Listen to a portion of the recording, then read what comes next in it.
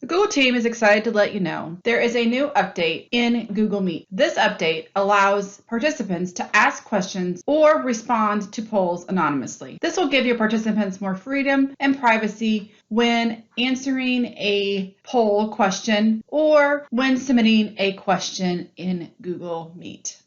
With that, let's go ahead and dive deeper into this particular update. The ability to ask questions and answer polls anonymously are usually or planned to be used in a large meeting with a lot of amount of participants.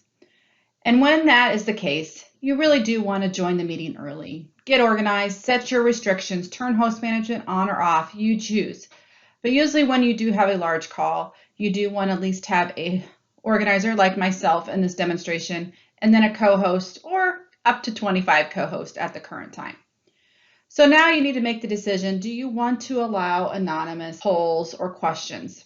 So with that, let's talk about questions first. So as the organizer in this large call, which is going to be me, Jessica, today, I have a padlock at the bottom of my Google Meet environment. The only place to adjust the anonymous feature regarding questions is inside the Google Meet. So with that, join your Google Meet a little early and get prepared. With that, I'm going to scroll down on the padlock and you can see there is a meeting activity that allows questions in question and answer. That's your first question. Do you want questions to appear in the question and answer activity window? We're going to say yes today. The question that we're going to focus on, or topic, excuse me, is to allow anonymous questions. Well, we want to show you how this feature works. I'm going to allow anonymous.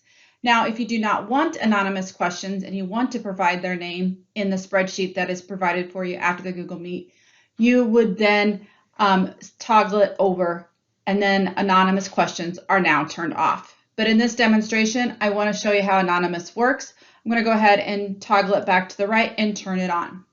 So now we're making a conscious decision as the organizer to allow the participants to submit a question anonymously. Now let's talk about a poll. Now let's focus on the poll section of this update. I'm going to go ahead and click on the activity window. I'm going to select polls, and I've already created a poll, so I'm going to go ahead and click edit and adjust this poll. This would be the same view if you were creating a poll on the go. Now, as you create the poll, you need to ask yourself, do I want the end users, the participants, to submit the poll anonymously? This is a catch-all. So if you want all the responses of the poll to be anonymous, you need to make that decision here in the poll window. So let's say, for example, we do want that on for this demonstration. I'm going to toggle it over to the right. And now responses will appear without names. So every poll response will not have a name. This just gives it more freedom. Some people don't want that information displayed and sent to you, especially if it's a very tough question and controversial. Then this gives them the freedom to feel more at peace answering correctly. So I'm going to go ahead, and now I'm going to go ahead and save and launch the poll. I'm going to go ahead and launch the poll. Okay, now I am going to be a participant. In this example, I am now Trainer 13, who is the participant. She is not a co-host or an organizer of the Google Meet that we've been working on. You can see that because she doesn't have the padlock at the bottom right-hand corner. So now, let's first focus on the question and answer. We have allowed that to be anonymous. So if Trainer 13 wants to ask a question, she can go to the activity window and select question and answer. She can ask a new question, and notice at the bottom, she can then post anonymously. I'm going to go ahead and select that to be anonymous. So I'm going to go ahead and click post. You can then see it does not have a particular ID tied to it. Let's go ahead and ask another question and not be anonymous so we can see the difference in the results. I'm going to go ahead and click Ask Question, and I'm going to uncheck Post Anonymously.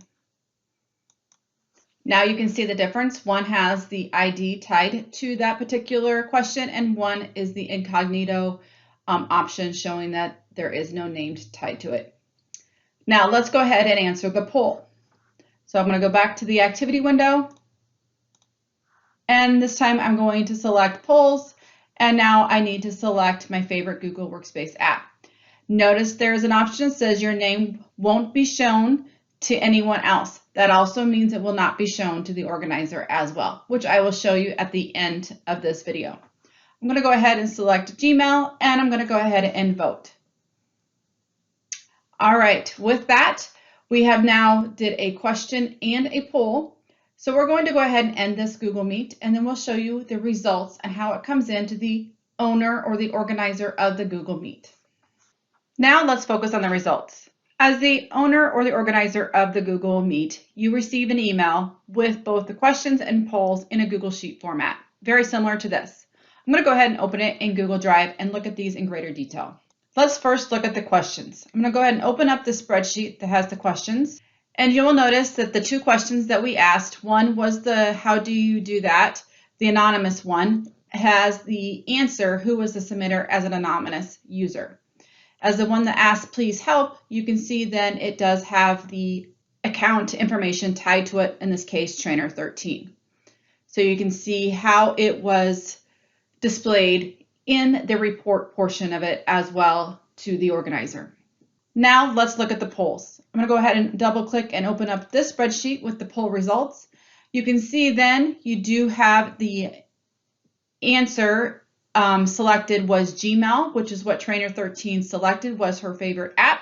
And you can see then there is no name tied to that particular poll results. So this just gives you a really good understanding of how the results come in, as well as an anonymous poll. In this case, there's no name tied to any of them because we made the poll for everybody to be private and anonymous. The question and answer does have more freedom of how the participant asked the question. So with that, I do hope this tutorial did help you understand how to set that up and use it in your large meetings. And don't forget to check out the resources posted below. And thank you.